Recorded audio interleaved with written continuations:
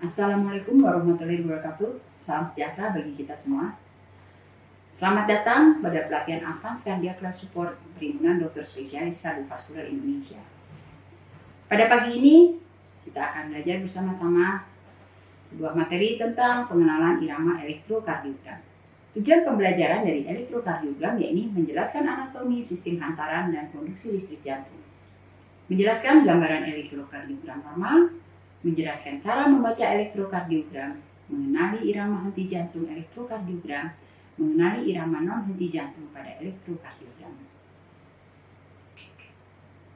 Elektrokardiogram adalah rekaman potensial listrik yang timbul akibat aktivitas jantung. Yang dapat direkam adalah potensial listrik yang timbul pada waktu otot-otot jantung berkontraksi. Meskipun potensial listrik yang timbul akibat depolarisasi satu sel otot jantung sangat kecil, tetapi depolarisasi sejumlah besar otot jantung yang memiliki posisi sejajar secara bersamaan dapat menimbulkan potensial listrik yang dapat terukur dari luar tubuh dalam ukuran milivolt. Potensial listrik kita lihat mulai dari SA no discharge, kemudian gelombang P adalah aktivitas atrial daripada atrium kanan dan atrium kiri. Segmen PR merupakan garis isoelektrik yang menghubungkan gelombang P dan kompleks IRS. Kompleks IRS adalah merupakan kelompok gelombang hasil depolarisasi ventrikel kanan dan ventrikel kiri. Kompleks IRS pada umumnya terdiri dari gelombang Q yang merupakan gelombang defleksi negatif pertama, kemudian gelombang R merupakan defleksi positif, dan gelombang S defleksi negatif yang kedua. Segmen ST merupakan garis isoelektrik yang menghubungkan IRS kompleks dan gelombang T. Gelombang T merupakan repolarisasi ventrikel kanan dan ventrikel kiri. Sedangkan gelombang U berukuran kecil dan sering tidak ada. Asal gelombang ini masih belum jelas. Gelombang yang merupakan hasil repolarisasi atria sering tak dapat dikenali karena berukuran kecil dan biasanya terbenam dalam kompresi RS. Kadang-kadang gelombang repolarisasi atria ini bisa terlihat jelas pada segmen PR atau segmen ST disebut gelombang PA. Ini adalah berbagai macam kompleks gambaran dari kompleks QRS. Dan itu ada khusus cara menuliskannya. Kalau gelombang QS dalamnya lebih dari 5 mili, maka akan kita tulis dengan huruf besar. Tetapi kalau sebuah gelombang berukuran kurang dari 5 mili akan kita tulis dengan huruf kecil. Apakah penyebab gangguan irama jantung? Ya, gangguan tersebut bisa berupa gangguan otomatisasi, yaitu percepatan atau perlambatan dari area otomatisasi. Area otomatisasi yaitu nodus sinus, nodus atrioventrikular, dan miokardium. Denyut jantung yang abnormal, depolarisasi mungkin timbul melalui mekanisme ini dari atrium, AV junction, atau ventricle. Kemudian bisa terjadi gangguan konduksi. Contoh gangguan konduksi terlalu cepat yaitu pada Wolff-Parkinson-White syndrome, dengan gangguan kontraksi terlalu lambat adalah pada AV block, atau kombinasi otomatisasi dan gangguan konduksi. Bagaimana cara kita menghitung laju jantung? Kita melihat kertas EKG ini dengan paper strip. Jangan lupa kita harus melakukan kalibrasi sebelum kita melakukan EKG, yaitu alat kita setel pada ukuran kecepatan kertas 25 mm per second. Kita melihat bahwa satu kotak kecil ini berukuran 0,04 second, 0,04 detik. Jadi 5 kotak kecil ini adalah satu buah kotak sedang. Satu kotak sedang terdiri dari 5 buah kotak kecil, sehingga dia berukuran 0,2 detik. Sedangkan 5 kotak sedang, 1, 2, 3, 4, 5, itu adalah satu kotak besar yang berukuran 1 detik. Bagaimana cara kita menghitung laju jantung? Yaitu dengan mengukur jarak R ke R. Jarak R ke R pada sebuah rekaman jantung. Bila jarak R ke R terdiri dari satu kotak sedang, maka detak jantung itu adalah 300 kali per menit. Bila jarak R ke R 2 kotak sedang, maka detak jantung tersebut adalah 150 kali per menit. Demikian juga seterusnya, 3 kotak sedang 100 kali per menit, 4 kotak sedang 75 kali per menit, 5 kotak sedang 60 kali per menit, dan 6 kotak sedang 50 kali per menit.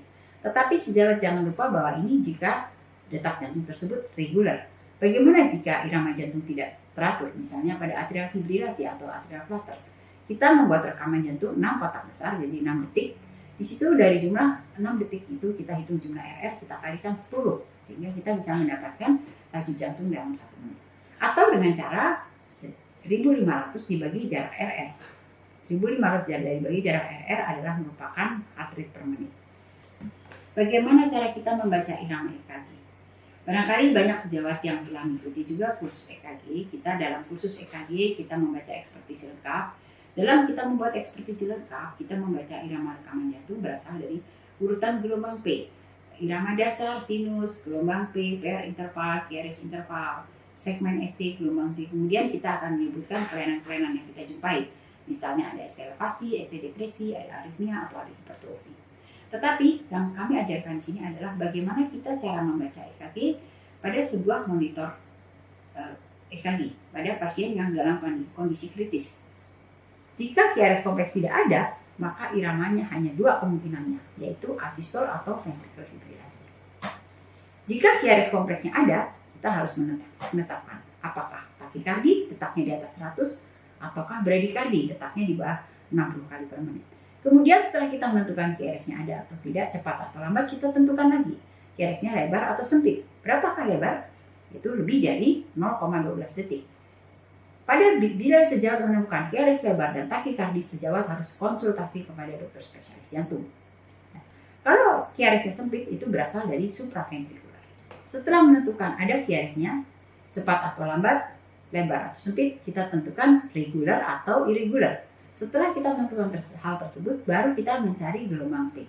Apakah ada gelombang P? Apakah satu gelombang P diikuti satu QRS? Berdasarkan tata cara membaca EKG secara sistematis, Anda harus bisa mendeteksi irama EKG pasien pada pasien yang henti jantung dan bagaimana irama EKG pada pasien yang non henti jantung tetapi pada kondisi kritis. Pengenalan irama EKG pada yang henti jantung yaitu fibrilasi ventrikel, atau kita singkat VF, bisa juga takikardi ventrikel tanpa denyut. Kemudian aktivitas listrik tanpa nadi atau kita sebut pulseless electrical activity dan asistol. Fibrilasi ventrikel, nilai QRS kompleks tidak dapat ditentukan. Gelombang pada garis terjadi antara 150 sampai 500 kali per menit. Irama tidak dapat ditentukan pola naik atau puncak dan pola turun atau palung yang tajam. Amplitudo diukur dari puncak ke palung. Biasa digunakan secara subjektif untuk melihat. Jadi ada fibrilasi ventrikel. VF halus jarak dari puncak ke palung 2-4 mili. VF sedang jarak dari puncak ke palung 4-9 mili. VF kasar jarak puncak ke palung 10-14 mili. Dan VF sangat kasar jarak puncak ke palung lebih dari 15 mili.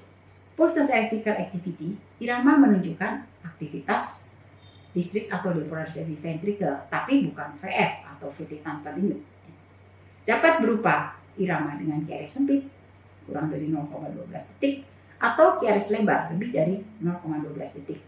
Bisa lebih dari 100 kali atau sangat lambat. Jadi ingat ya, pulseless electrical activity adalah suatu kondisi di mana pada pasien tidak teraba nadi, tetapi pada monitor EKG masih terdapat QRS kompleks. Ya. Sedangkan diagnosa EKG pada kali ini kita sebut adalah idioventricular rhythm, yaitu irama yang berasal dari ventrikel itu sendiri. Dan irama idioventricular rhythm ini tidak mampu membuat otot jantung berkontraksi, sehingga kita menemukan tidak teraba nadi, tetapi masih kita menjumpai aktivitas listrik pada monitor jantung. Asistol, kita lihat tidak ada gelombang QRS kompleks, ya. Kompleks QRS tidak terlihat sama sekali, ya. Tidak terlihat defleksi yang konsisten dengan suatu kompleks QRS. Pengenalan irama non henti jantung kita bisa bagi dua, yaitu takikardia, iramanya lebih dari 100 kali per menit, dan bradikardia, iramanya kurang dari 60 kali per menit. Takikardia kita bagi dua menjadi supraventrikel dan takikardia ventrikel. Takikardia supraventrikel terbagi menjadi takikardia sinus, fibrilasi atrium, flutter atrium, dan supraventrikular takikardia. Sedangkan takikardia ventrikel terdiri dari takikardia ventrikel monomorfik, Tachycardia ventricular polymorphic torsa di depan, suatu subtype VT polymorphic yang unik. Tachycardia sinus kecepatannya lebih dari 100 kali per menit, iramanya sinus. Di lead 2 kita lihat gelombang P-nya positif dan di AVR gelombang P-nya negatif. Per interval biasanya kurang dari 0,20 detik. Ini kita lihat di sini 4 kotak kecil jadi 0,16 detik. Kompresi RS bisa sempit atau lebar.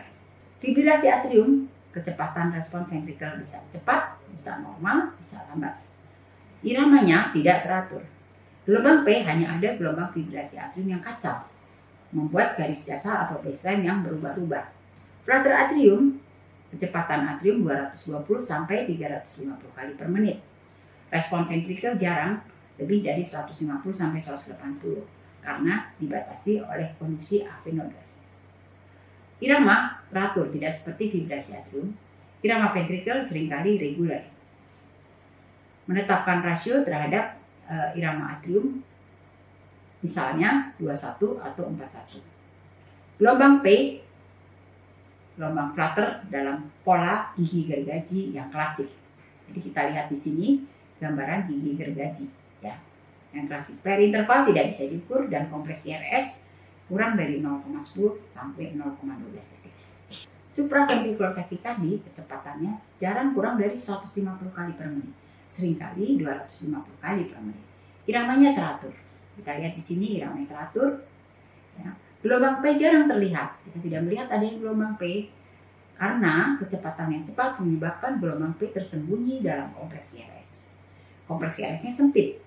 Pengenalan tachycardia ventricle. Tachycardia ventricular monomorphic, kecepatan ventrikel lebih dari 100 kali per menit. Biasanya 120 sampai 250 kali per menit. Iramanya teratur, gelombang P jarang terlihat. Kompresi RS-nya lebar dan aneh.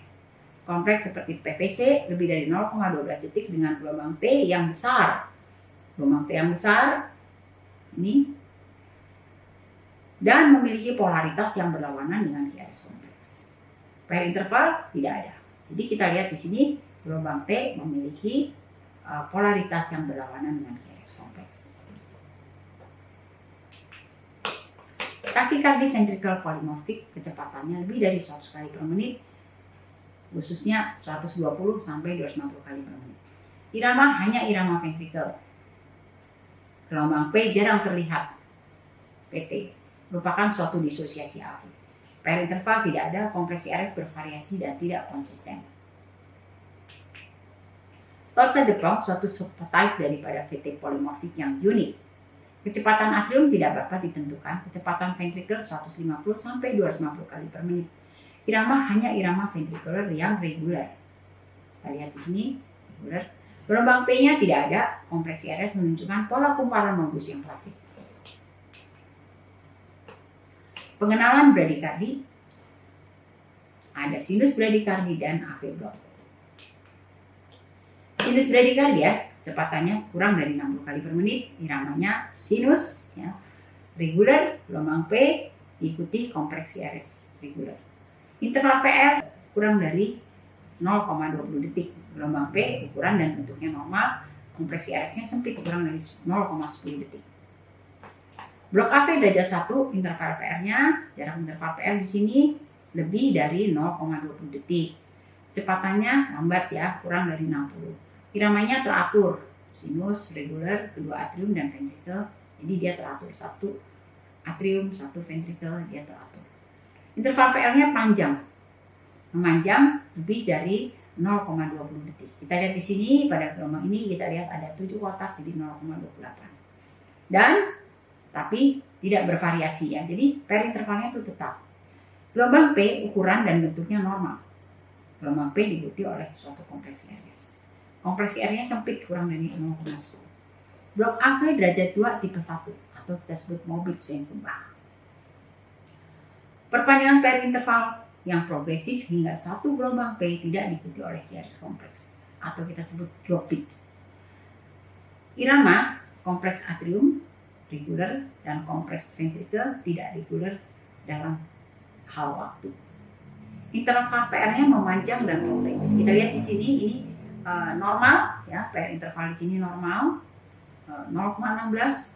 Kemudian kita lihat di sini memanjang, ya, 9 kotak, jadi 0,36. Di sini memanjang lagi, lebih panjang lagi. Nah, di sini ada gelombang P, tapi QRS kompleks tidak terlihat, hilang, dropping. Demikian pula di sini kembali lagi gelombang P normal, PL interval memanjang, tapi di sini lebih memanjang lagi. Jadi gelombang P ukuran dan bentuk tetap normal, sekali-sekali tidak diikuti oleh QRS kompleks.